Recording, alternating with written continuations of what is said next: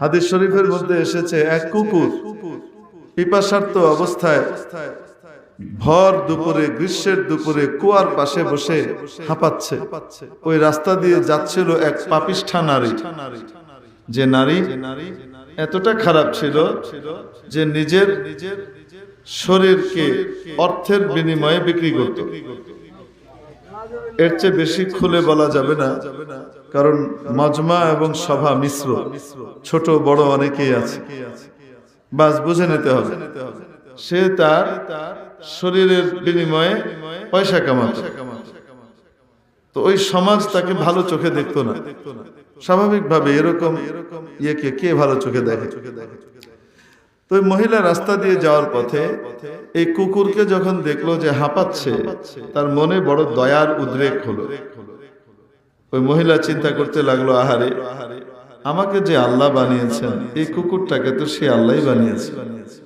দয়া এসেছে, দয়া এসে এখন ওই মহিলা চিন্তা করছে, আহারে, আমিও আল্লাহর সৃষ্টি, আল্লাহর মাখলুক, এই কুকুরটাও তো আল্লাহর মাখলুক।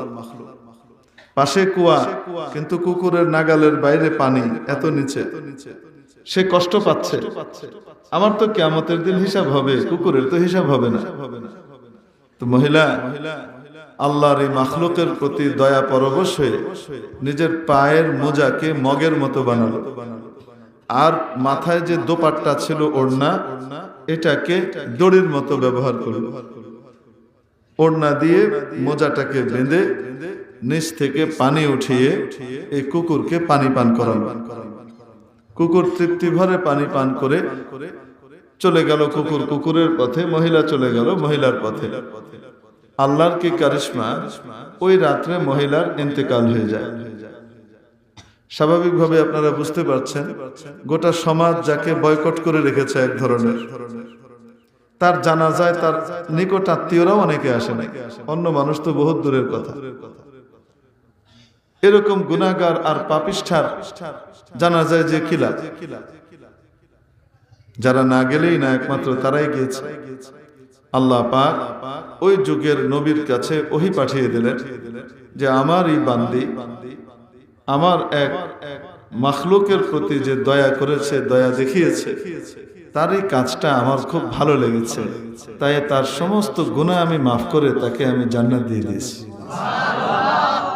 মেরে মুহতারাম দোস্ত, ইসলাম তো মানুষকে প্রাণের অধিকারও শিখায়, পশুর অধিকারও শিখায়।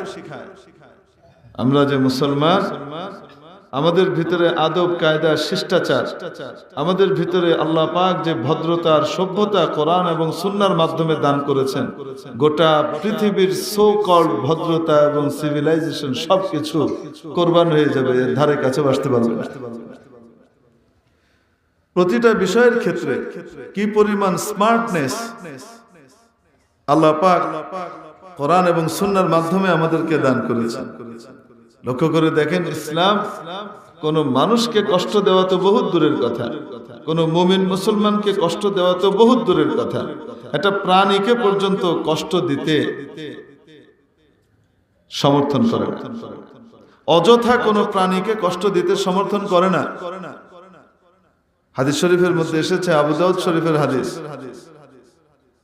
লা ইয়াবুলান্না আহাদুকুম, তোমাদের মধ্যে যেন কেউ পেশাব না করে মাহাব্বার রিহ, বাতাসের উল্টো দিকে বসে। কেন বলেন তো? বাতাসের উল্টো দিকে বসে পেশাব করলে ছিটা এসে কাপড় কি করে দিবে? নাপাক করে দিবে, শরীর নাপাক করে দিবে। কেউ যেন তোমাদের মধ্যে পেশাব না করে নিচু জায়গায় বসে উঁচু জায়গার দিকে। কেন? উঁচু জায়গার থেকে বেয়ে এসে জুতো মোজা কাপড় চোপড় কি করে দিবে? নষ্ট করে দিবে। কেউ যেন পেশাব না করে কোনো গর্তের মধ্যে। কেন?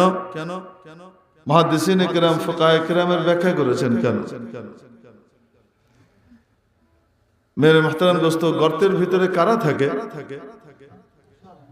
সাপ থাকে, বিচ্ছু থাকে, ইঁদুর থাকে, ছুঁচো থাকে। এগুলো মানুষের খুব বন্ধু তো, বলেন না কেন? এগুলো মানুষের বন্ধু না শত্রু? শত্রু, মানুষের ক্ষতি করে। কিন্তু গর্তের ভিতরে, গর্তটা তার বাড়ি, সে তার বাড়িতে আছে, তোমার কোনো ক্ষতি করে নাই, অতএব তুমি ওখানে পেশাব করে ওই জানোয়ারটাকে, আল্লাহর ওই মাখলুককে কষ্ট দিতে পারো না। তুমি যদি ওখানে পেশাব করো, সুন্নতের খেলাফ কাজ করো, নবীজির তালিম শিক্ষা এবং অনুপম এই দীক্ষার বিপরীতে কাজ করো, তুমি পেশাব করলে আর ভেতরে ওই সময় মনে করেন মিস্টার র্যাটল স্নেক আরাম করছিলেন, কেউটে মহোদয় কি করছিলেন? ঘুমাচ্ছিলেন। দুপুর বেলা একটু রেস্ট নিচ্ছে, আর কি করে দিছে? তো ঘুমের ভিতরে যখন গায়ের মধ্যে ঠান্ডা পানিটা পড়বে আর মেজাজ খারাপ হয়ে বলবে, কেডারে আমার গায়ে ঠান্ডা পানি ছাড়লো, পেশাব ঠান্ডা গরম, তো মেজাজটা খারাপ করে যখন সে গর্ত থেকে মুখটা বের করে ফুঁস করবে, তো তুমিও তো জুতা মোজা ফালায়া দিবা, তুমি তারেও কষ্ট দিলা, নিজেও কষ্ট দিলা। এত খুঁটি নাটি বিষয় আমি চ্যালেঞ্জ করছি, পৃথিবীর কোন ধর্ম, কোন কালচার, কোন ইজমের মধ্যে আছে কিনা বলেন? এত খুঁটি নাটি বিষয়। বিশ্ব মানবতার মুক্তির সনদ কোরআনে কারীম, বিশ্ব মানবতার মুক্তির দূত নবীজি মুহাম্মদুর রাসূলুল্লাহ সাল্লাল্লাহু আলাইহি ওয়াসাল্লাম।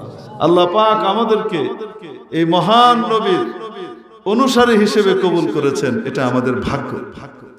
আমাদেরকে সবচেয়ে শ্রেষ্ঠ ধর্ম ইসলামের ধারক বাহক বানিয়েছেন, অনুসারী বানিয়েছেন, এটা আমাদের উপর আল্লাহর বিশাল কৃপা, অনুকম্পা, দয়া। এটা শুকর যদি আদায় না করি, আল্লাহ পাক নিয়ামত কেড়ে নেবে। এজন্য ইসলামের যত বিধিবিধান আছে এগুলোর উপর ইনশাআল্লাহ আমরা আমল করব তো।